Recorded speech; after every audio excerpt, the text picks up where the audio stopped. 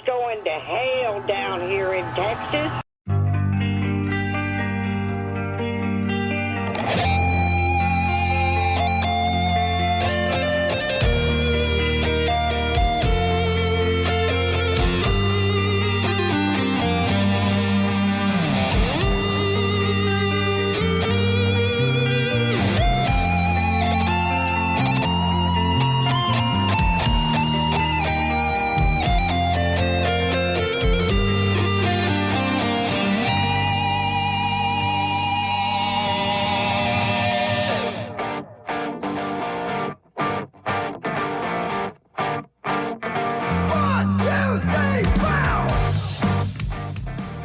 Oh, yeah. What's up, everybody? This is your boy, Rob Clark. This is the Lone Gunman Podcast, and this is episode 216.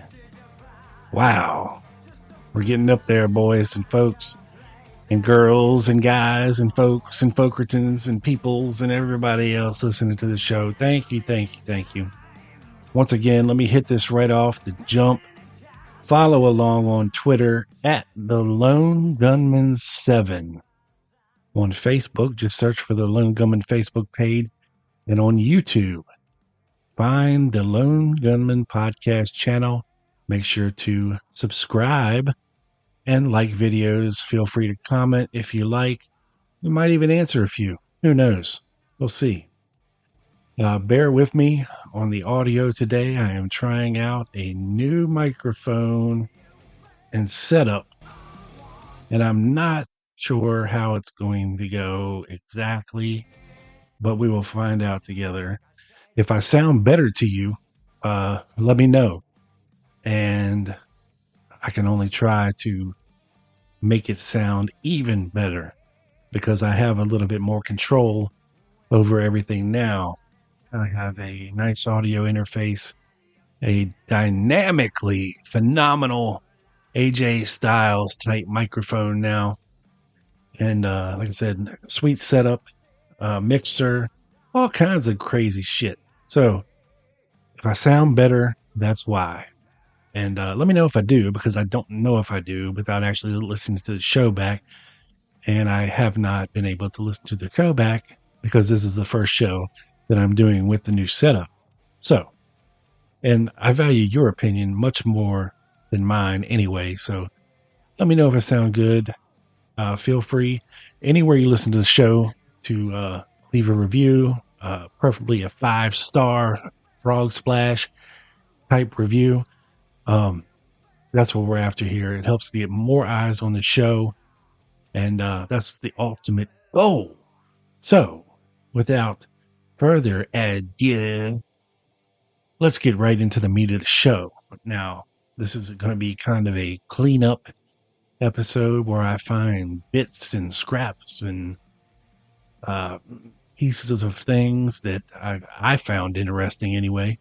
And we're going to just throw them all into a giant jar of potpourri and pull them out randomly and see what we get when we get it and discuss further. So without further ado, the first thing in the hat, or out of the hat, I apologize, is this.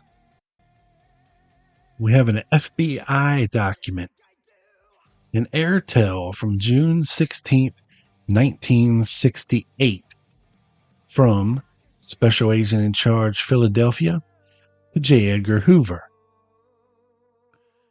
And states thusly: Detective Vincent Melvin, Major Crimes Division, 8th and Race Streets, Philadelphia, telephonically advised that one redacted had been arrested by 6666. Had been arrested on 6666. That's a hell of a date to be arrested on, folks. By the above department on a fugitive warrant from the state of New Hampshire, dated 6/2/66, for violation of probation from Carroll County, New Hampshire.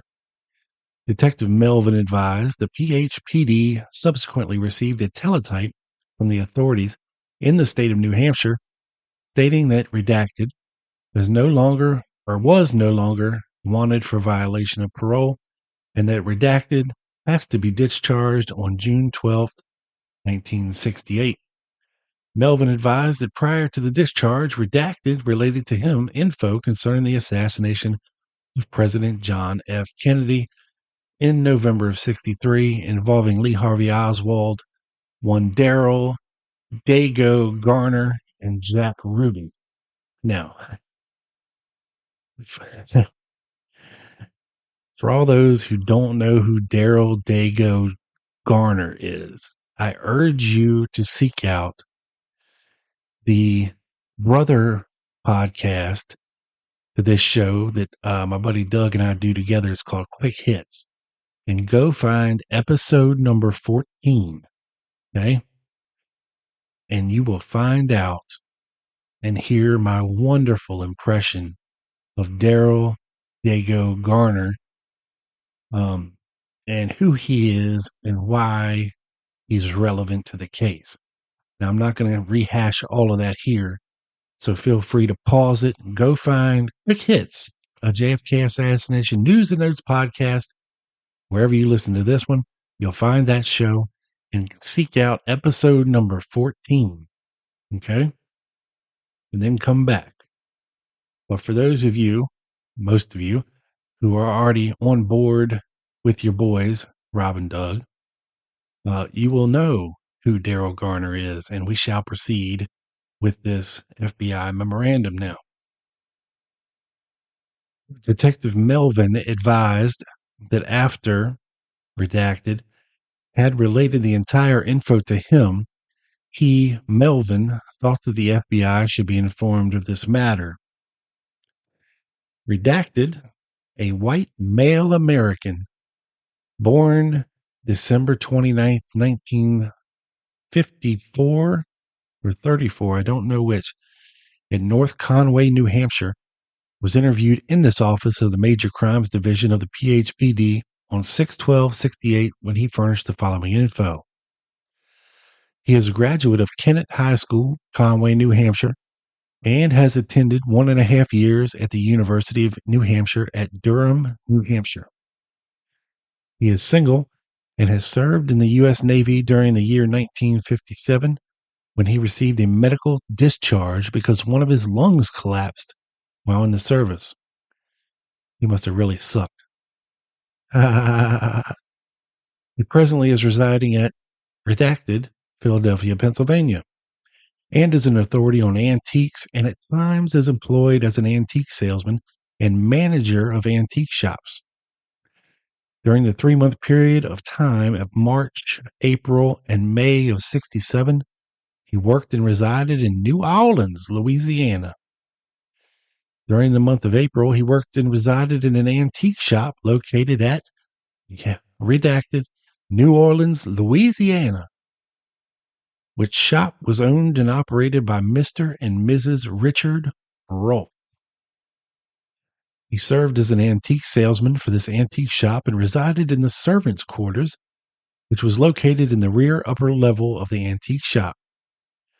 Other persons who were employed at the antique shop were Mrs. Richard Rolfe, age approximately 50, her daughter, Susan Rolfe, age approximately 24, who acted as secretary for her father, Richard Rolfe, age approximately 50, who owned and managed the Richard Rolfe Associates, whose business address was listed as 627 Dumaine Street, which was the antique shop.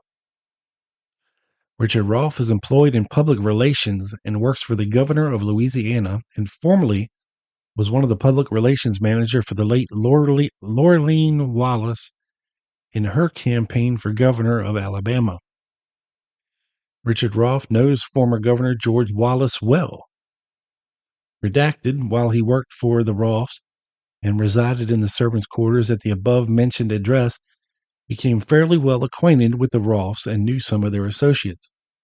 On one occasion during the month of April, Redacted was looking for some papers relative to the operation of the antique shop and happened to look for some of these papers in a large Bombay-type desk located in one of the rear rooms on the first floor of the antique shop. While he was going through this desk, he found in the top left-hand drawer some papers in manuscript form entitled How to Be a Bounty Hunter, as told by Dago Garner to Richard Rolfe. Being somewhat curious, he started to read this manuscript wherein he saw a typed statement by Garner which pertained to Lee Harvey Oswald and Jack Ruby. As he recalls, the typed statement was approximately 7 to 11 pages long, more or less, divided into 3 sections. The first section dealt with the planned assassination between Lee Harvey Oswald, Garner, and Ruby under the auspices of some apparently influential persons, identities unknown. The second part dealt with discussions between Jack Ruby and Darell Garner relative to some type of big job. He does not recall specifically what the third and last part of the type statement related to because he became so frightened after he had read the first and second parts of this statement, and it apparently related to the assassination plans relative to the late President Kennedy. In this statement, he recalls that it was mentioned that Darell Garner and Lee Harvey Oswald were very close friends, and at least Garner worked for Jack Ruby. He recalls that the typed statement indicated that Garner knew a number of Jack Ruby's showgirls and on occasions probably worked as a bouncer or strongman for Ruby. He recalled that in one section of the typed statement, Ruby called Garner into his office in Dallas, where they were also present some important persons, identity not known. Ruby asked Garner if he knew someone who could do a, quote, big job, or if he himself wanted to do a, quote, big job. Garner asked Ruby what he had in mind, and Ruby stated the president. Redacted mentioned that this statement indicated that this occurrence happened previous to the president's visit in Dallas. Redacted could not recall what Garner's response was to Ruby's question. Redacted became somewhat frightened after he read the above first 2 sections of the statement and hurriedly skimmed through the last section, of which he has little or no recollection. Redacted recalled that Garner worked on a riverboat and on occasions was in New Orleans, Louisiana, and Dallas, Texas. Redacted recalls Garner and Oswald were good friends, which parties some important people, identities unknown, also were present. Feels like I'm missing a page. I don't know. This comes straight off Mary Farrell, so who knows? Redacted advised that Garner has been receiving money from DA District Attorney Jim Garrison in New Orleans, Louisiana, through Richard Rolfe. He has seen Garner in Rolfe's antique house at 629 Domain Street, New Orleans, Louisiana, and on one occasion and on several other occasions has seen Garner on the streets of New Orleans, Louisiana. Redacted stated that the Rolfes reside at the Pontalba Building, New Orleans, Louisiana, and have their business offices at 627 Domain Street, New Orleans. Redacted advised he has furnished his complete knowledge of this info and the above incidents to Reverend Brennan, a priest at a Catholic church on Camp Street in New Orleans, Louisiana. Redacted advised that it was his opinion that Garner had a great influence over the Rolfes, for which reason he did not know. Redacted stated that Mrs. Richard Rolfe once made the statement that they, the Rolfes, were sitting on a gold mine, which Redacted believes is the book or manuscript which Richard Rolfe is in the process of publishing. Redacted advised that the Rolfes are influential people and have excellent contacts with politicians on a high level throughout the South. Redacted, described above, mentioned Darell Dago Garner as a white male American, approximately 27 to 33, 6 foot, 220, a ruddy, sunburned complexion, numerous tattoos on his arms, dark brown, curly, full head of hair, speaks in a low voice, a heavy drinker, usually wears Western-style Levi's and a sports shirt, employed on a tugboat as an operator or as a light or as an oil refueler. All right, moving right along. I plucked this little gem out of the John Armstrong Files of Baylor, and it's a short little article written by researcher Carol Hewitt entitled Ruth and Michael Payne's Mystery Vehicle. For years before his apparent suicide, Dallas County Sheriff's Deputy Roger Craig claimed that he saw Oswald escape the Texas School Book Depository in a light-colored Rambler station wagon. According to Craig, when Oswald was questioned about this vehicle, his response was that the station wagon belonged to Ruth Payne and that she had nothing to do with the assassination. This comment by Oswald was never corroborated. Indeed, Dallas Police Captain Will Fritz would later testify before the Warren Commission that the exchange never took place. Rather than focus on the validity of Craig's claims, let's look at the vehicles that the Paynes did own. It seems that the Paynes had in fact acquired a third vehicle for the benefit of the Oswalds, but it was not a Rambler station wagon. So, Ruth Payne and Michael Payne separated in September of 1962, the same month and year that the Oswalds first separated. Michael moved into an apartment house in Grand Prairie, Texas, while Ruth stayed in the family home in Irving. During that time, and continuing for at least several years after the assassination, each had a vehicle registered in his or her own name. Michael had a 1959 French-made Citroën, and Ruth had her 1955 light green Chevy station wagon. In September of 63, Marina Oswald would return to Irving with Ruth Payne while Lee took up residency in a Dallas rooming house following his alleged trip to Mexico City. Apparently, at Ruth and Marina's urging, Lee very soon began to take driving lessons from Ruth so as to increase his employment prospects. It is about this time that the Paynes acquired a third vehicle, a 55 or 56 blue and white Oldsmobile sedan. On some undetermined date in October of 63, Michael Payne took Ruth and one or both of the Oswalds to look at this car, which was being offered for sale by one of Michael's co-workers named George Stevenson. Although interviewed by the FBI, Stevenson was not questioned about this visit by the Oswalds. He was questioned only about the date of sale, price, and method of payment. Nor were Michael and Ruth Payne questioned about why this vehicle was displayed to the Oswalds. The Oswald's second daughter, Rachel, was born on Sunday, October 20th. A few days later, on Thursday, October 24th, Michael Payne purchased Stevenson's car for $200. And he did this with two separate $100 checks, both made payable to Stevenson. The checks were drawn on Michael's separate account at Southwest Bank and Trust on October 25th.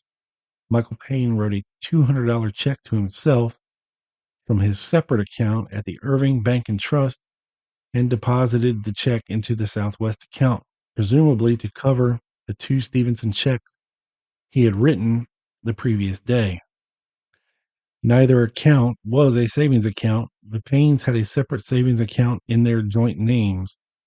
Stevenson told the FBI that he thought the method of payment was strange and asked Michael why he was doing that. Michael's reply was that he hoped to save the sales tax due on vehicles costing $200 or more. If this was Payne's true motive, then he was as miserly as Oswald was reported to be, despite the fact that he had trust funds worth almost $1 million by today's values.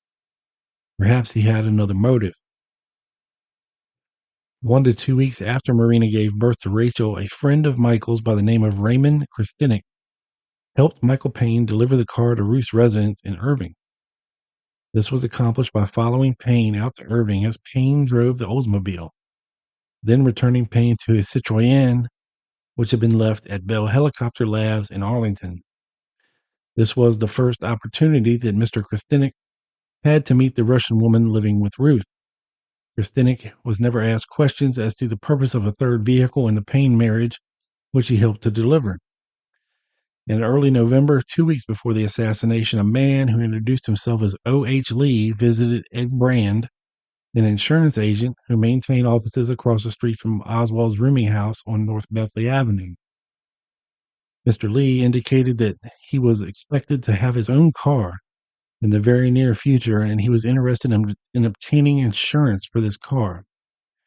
The timing of this visit to Brand's office follows on the heels of delivering the Oldsmobile to Bruce's house in Irving.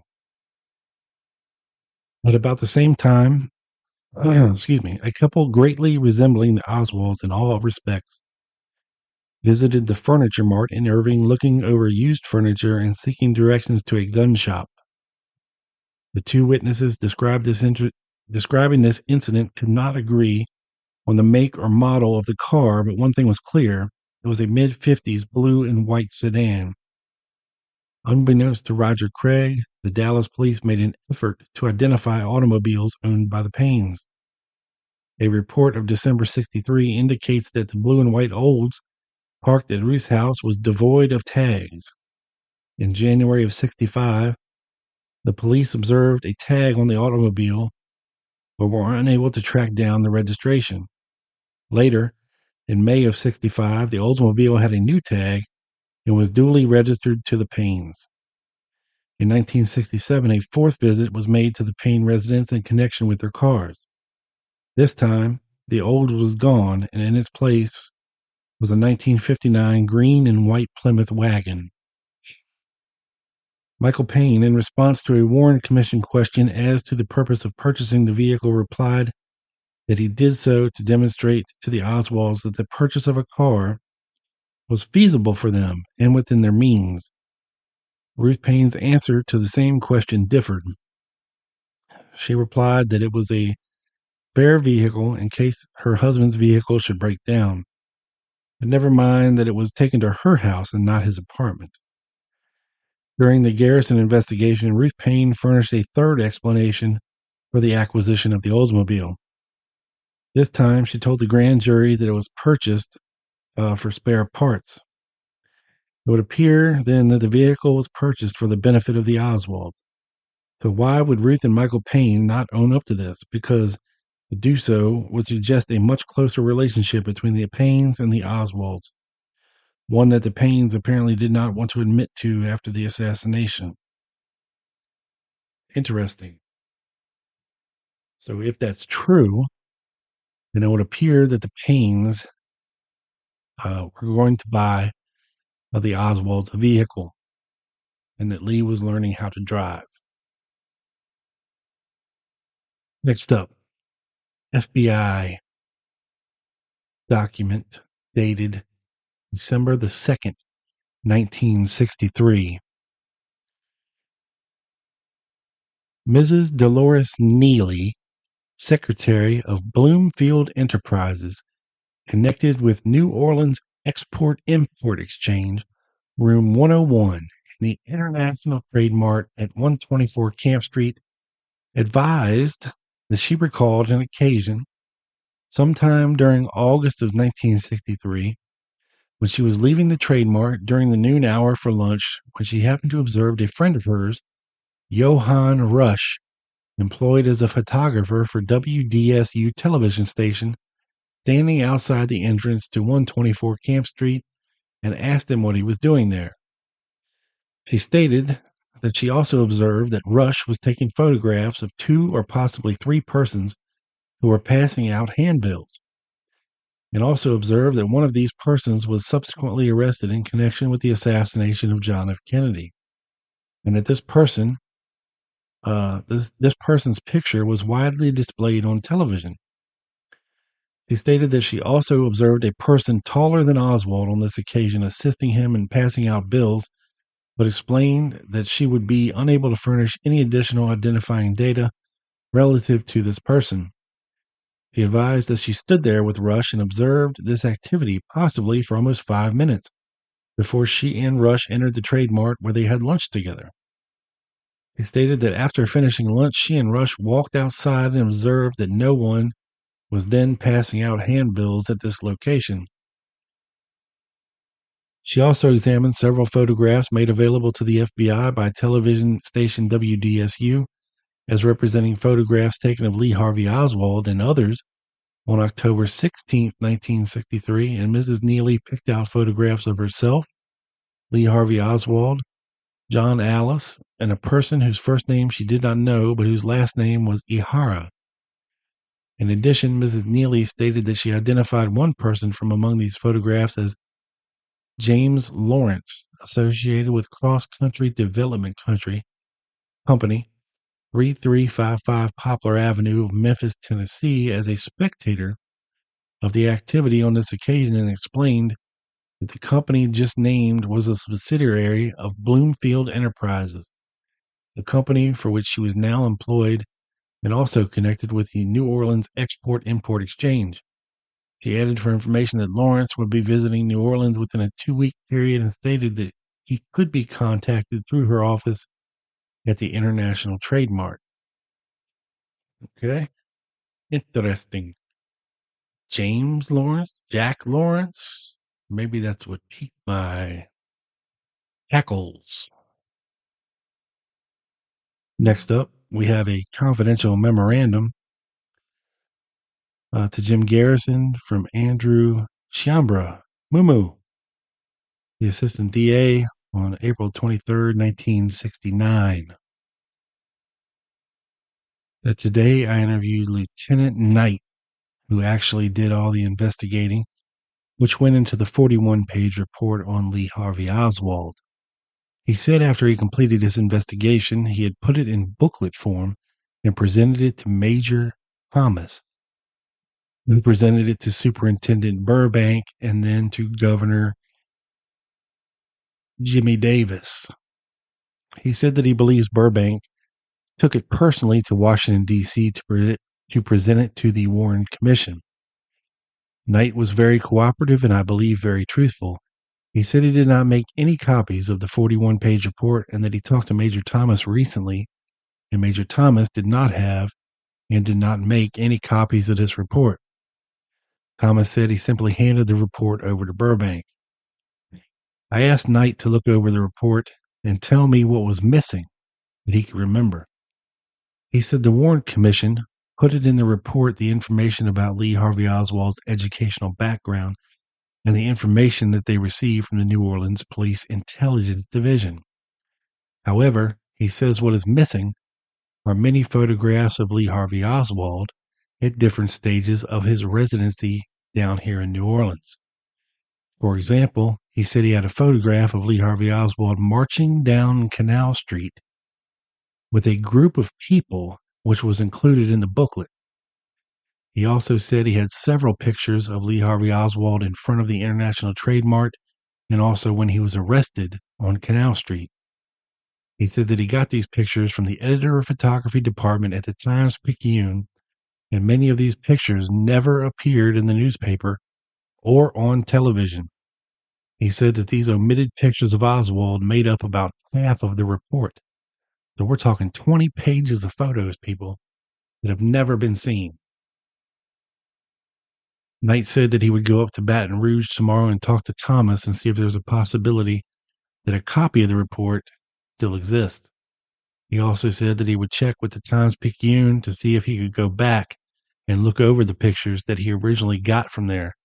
He said that he would contact me. Knight is now located in the Wildlife and Fisheries Building on Royal Street. Sincerely, Andrew Chiambra. So once again, folks, missing evidence not included in the Warren report, but submitted to them. It's not in the 26 accompanying volumes. It is just missing. Now, when it comes to allegations of Oswald imposters or Oswald being seemingly in the same location at different locations at the same time, or someplace where we want to put him somewhere else. It's always a convenient excuse of the authorities that, well, people were just mistaken. It wasn't Oswald. It couldn't have been Oswald. He was over here. He was there. People were just mistaken. Oswald looked like every other Joe back in the 50s. Nothing outstanding. Normal guy, haircut, clean shaven, dressed somewhat nicely.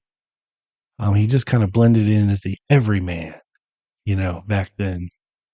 But, when it comes to when Oswald was supposed to be in Mexico City, not only do we have conflicting reports of Oswald's sightings, like the Odio incident, which is probably the most famous,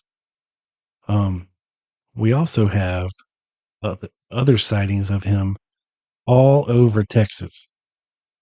Okay, we're going to go through a couple of these, and this comes from the article Oswald in Alice Land, A Tale of 2 Days, A Tale of 2 Oswalds by Chris Courtwright. The issue of imposters surrounding Oswald's activity in Mexico City has, of course, been analyzed at great length. Researchers have made great strides in using documents declassified by the 1992 law to gain some new perspectives within the confusing hall of mirrors reflecting Oswald's actual activities versus those attributed to him in Mexico.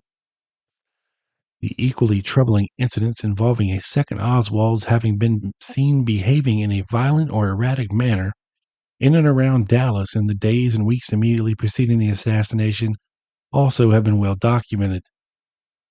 And now a number of declassified FBI documents suggest that the distance in both time and geography between possible Oswald impersonation incidents in Mexico City and Dallas may be far shorter than had been previously believed. But some of these documents viewed together raises the intriguing possibility of a second Oswald, or of Oswald's having been impersonated in southern Texas immediately after his departure from Mexico in early October. The implications of such a possibility can perhaps cast a new light on the events in Mexico City and provide further evidence that Oswald and his identity may have somehow been at the vortex of a complicated web of intersecting and overlapping intelligence operations in the weeks and months leading up to the assassination. Trying to piece together his activities, let alone what may have been going through his mind during this critical period immediately after the door to Cuba has supposedly just been slammed in his face, becomes all the more complicated once one recognizes that the South Texas incidents represent only a fraction of the Oswald sighting reports during the first week of October, none of which match up with the official Warren Commission timeline. Alice, Texas. Not Dallas. Alice, as in Alice in Wonderland. Among the myriad of Oswald sighting reports which do not fit with the official timeline handed down by the Warren Commission is one which actually hit the Associated Press wire on November 28, 1963. Just days after being interviewed by the FBI, a radio station manager in Alice, Texas, told the AP that Oswald, on the afternoon of Friday, October 4th, had driven up to the station in a battered 1953 model car to inquire about a job. It also turns out that our job seeker had appeared at the station the previous evening on Thursday, October 3rd at about 6 p.m. and was told that he needed to return the next day to speak to the manager. Number one, upon returning on Friday, Oswald was said to have left a woman and a 2-year-old girl in the car to wait for him and refused an offer to bring them inside the station with the explanation that he doesn't speak any English. What KOPY station manager Sonny Stewart and traffic manager Robert Denka told the FBI during their interview on March 25th was that the job seeker, whom they described as identical to Oswald, said that he had just come from Mexico and had spotted the station while traveling north on Highway 281. Stewart also wrote down the man's name as Lee Oswald and apparently was able to produce his notes after the assassination. Stewart and Janka described Oswald as unshaven and wearing blue jeans. They had reported this episode to the FBI after recognizing photographs of Oswald over the assassination weekend. After being informed that KOPY did not have any openings, our Oswald then asked about other radio stations in the area. Stewart and Janka told him he might want to check stations located in Pleasanton and Sinton.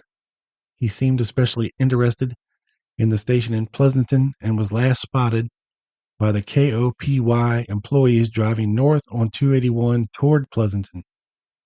Additional published reports have the men placing the time of the interview in the early afternoon at about 1:30 p.m.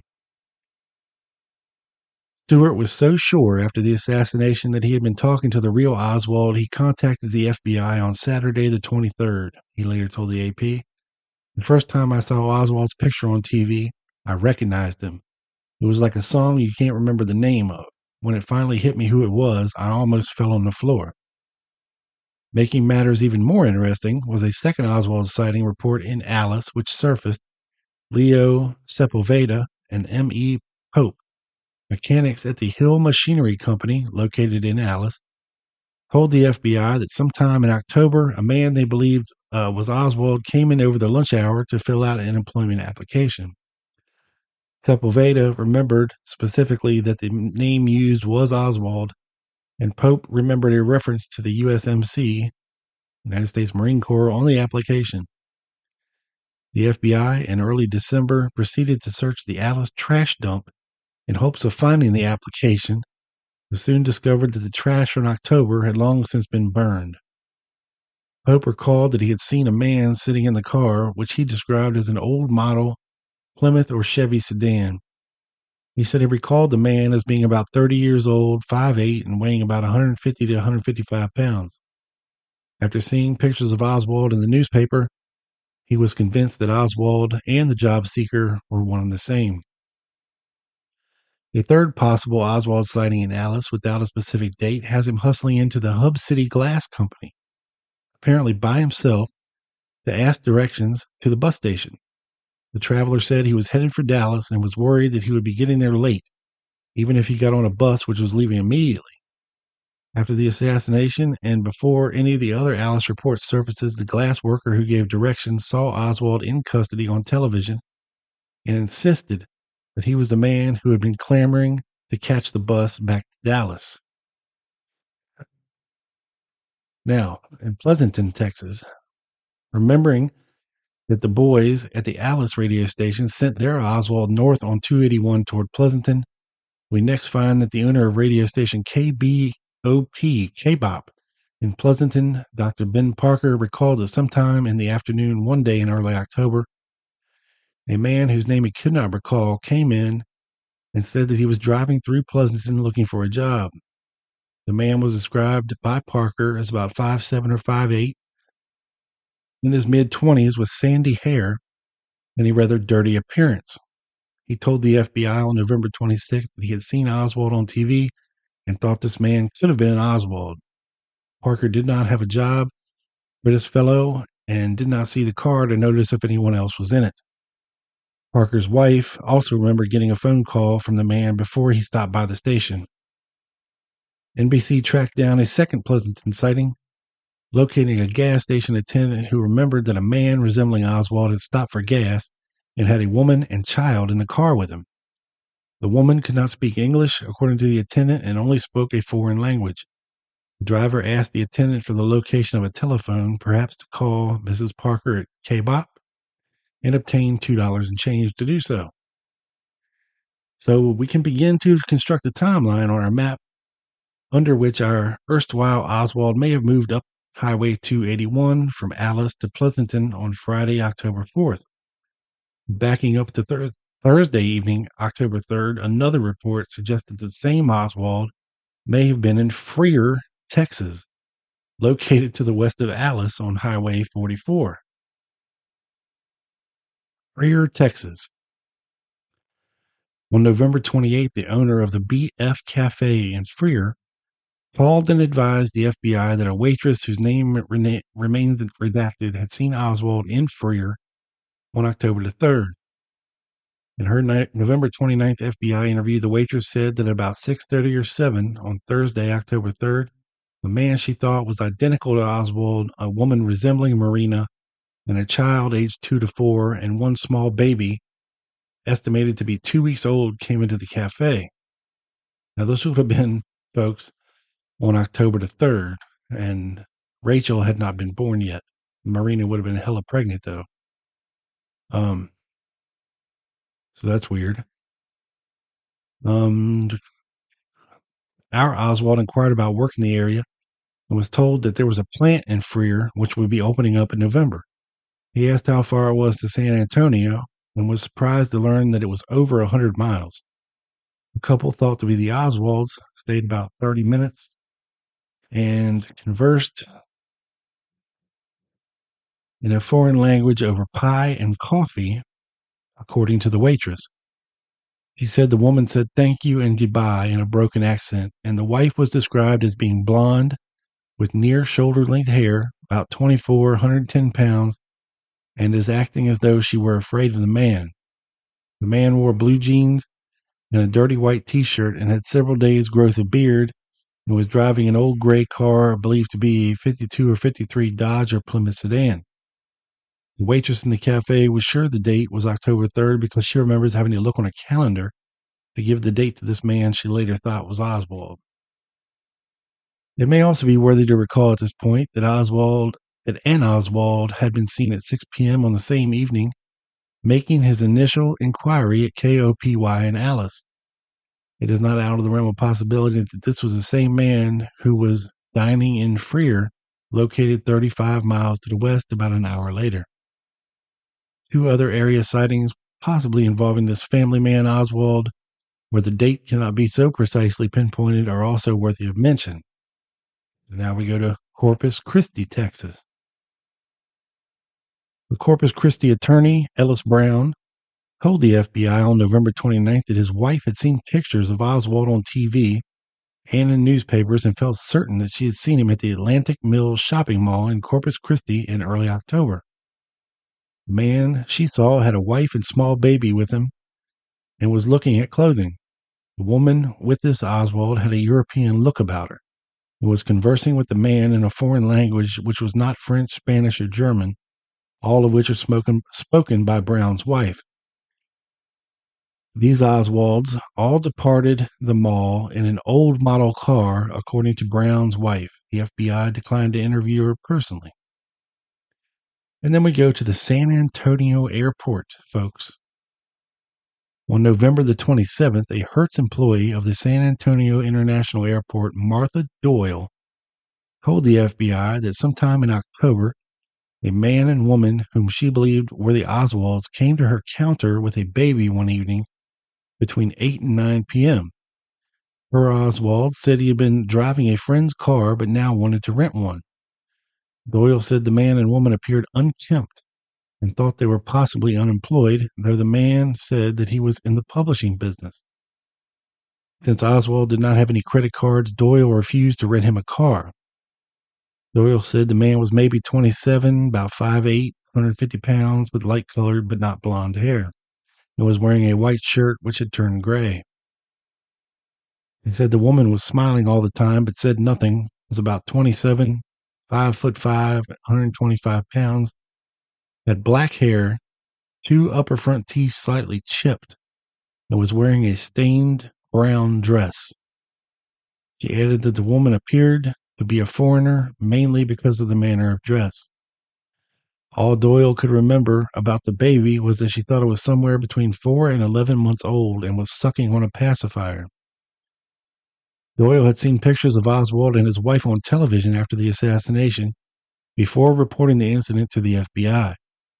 She said that she thought the people were identical to the Oswalds because of the physical resemblance and because she had never encountered people of this type before at the airport. A corroborating statement was offered by an employee at the National Rent-A-Car counter, Joan Dunsmore, who also remembered the incident because the man kept playing with the baby by taking the pacifier in and out of its mouth. And finally, we have another area sighting on October the 5th involving a man later identified as Oswald, this time without family in tow. So, we got a lot of people seeing this weird group of Oswalds that don't necessarily sound like the Oswalds. Um, rarely have we ever heard of a dirty and unkempt Lee Oswald and Marina with missing teeth and black hair, with one baby or possibly a child and another baby when Rachel hadn't been born yet. It was very odd, very odd. And of course, we have heard all the reports that Oswald didn't drive, but that he was borrowing this old piece of shit 1950 Plymouth and driving it all around Texas looking for a job or something, whatever he was doing. Then we move on to Learning, Texas.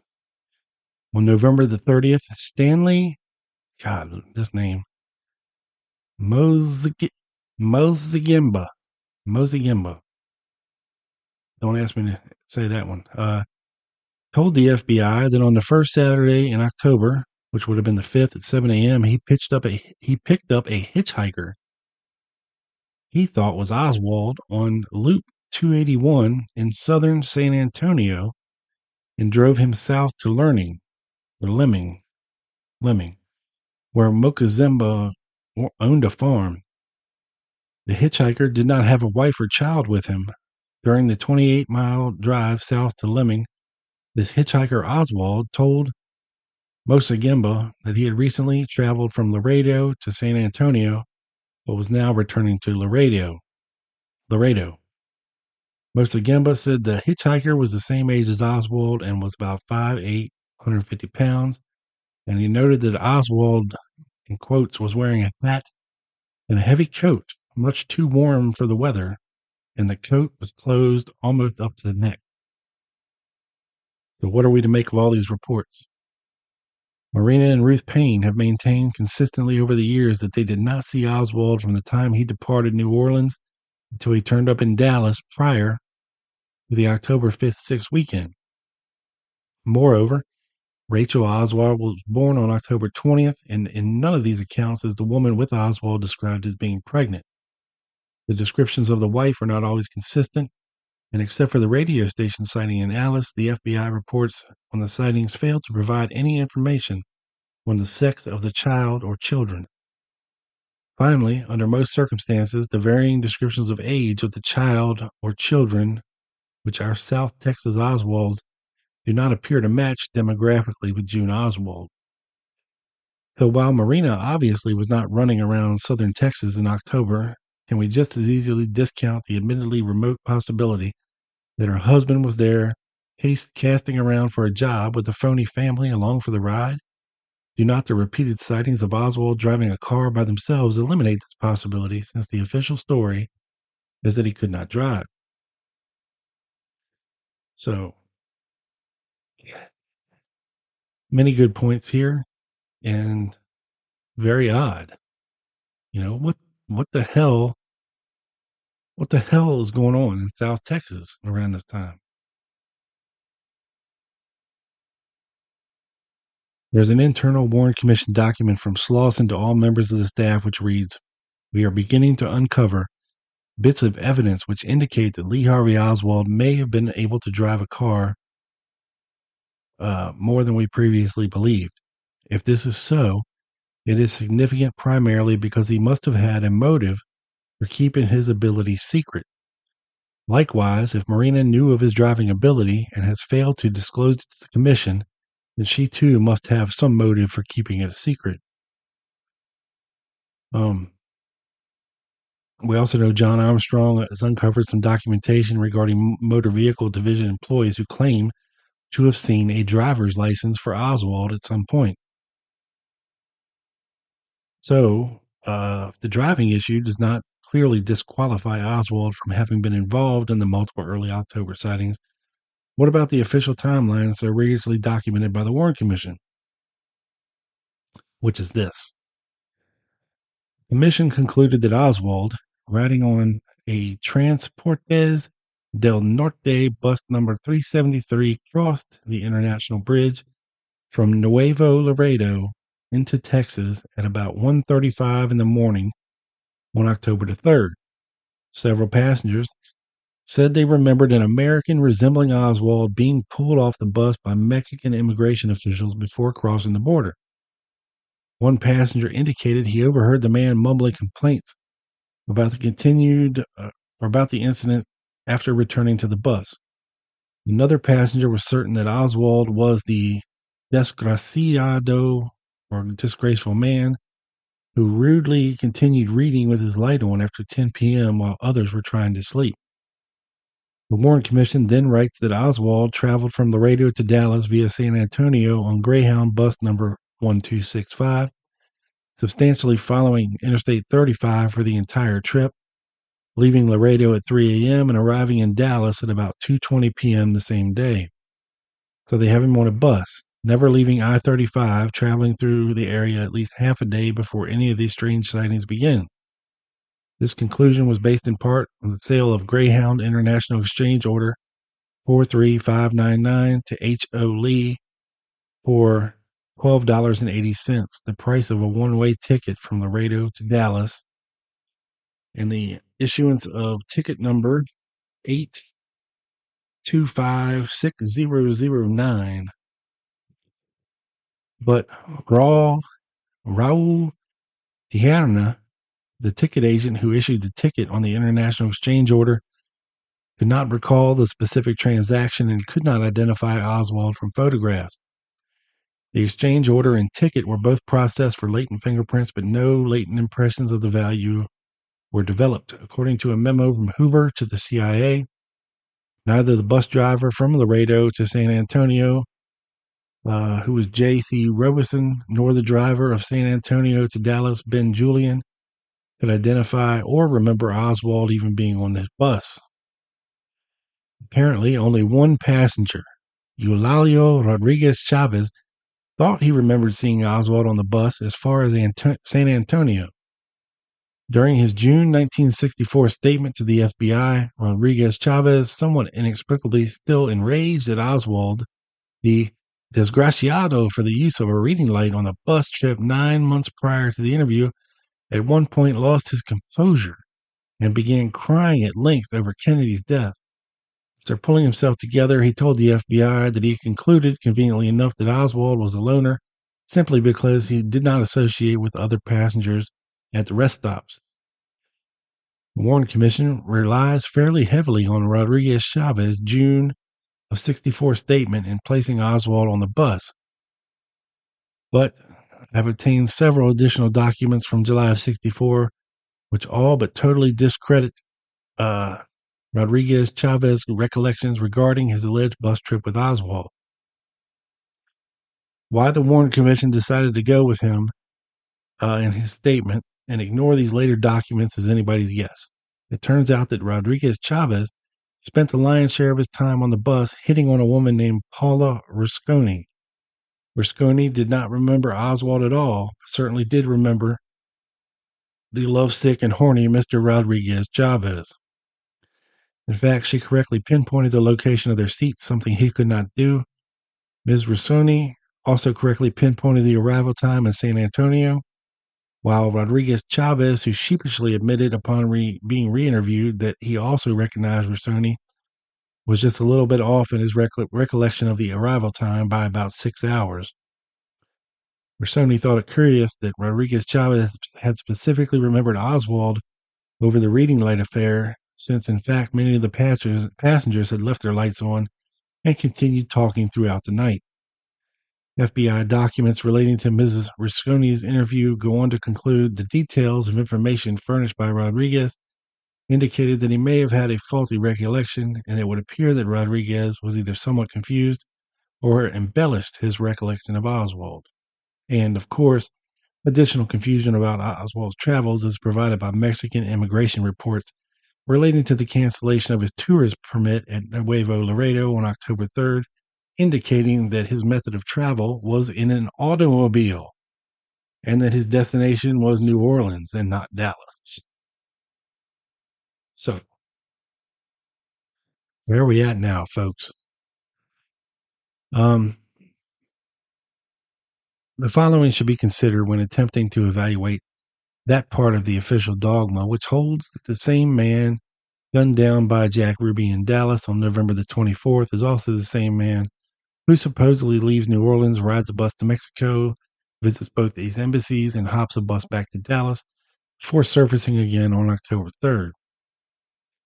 Number one, the FBI and the Warren Commission had an exceedingly difficult time pinning down the initial leg of Oswald's bus trip back from Mexico City until Marina supposedly stumbled across a treasure trove of evidence in August of 64 concerning her late husband's alleged activities and travels. Number two, as mentioned earlier, Mexican immigration records relating to the cancellation of his tourist permit at Nuevo Laredo on October 3rd indicated that his method of travel was in an automobile and not on a bus, and that his destination was New Orleans and not Dallas. Whether or not the real Oswald or someone using his name stopped by this radio station in Alice during early October 63, a number of additional documents do reflect that his alleged presence became somewhat embedded in the cultural history of the city, and that the local population believed that his presence may have been indicative of the involvement of local political boss George Parr in the assassination. The first of these documents is a report received by the FBI regarding a number of men who were deer hunting near Alice late in 1967.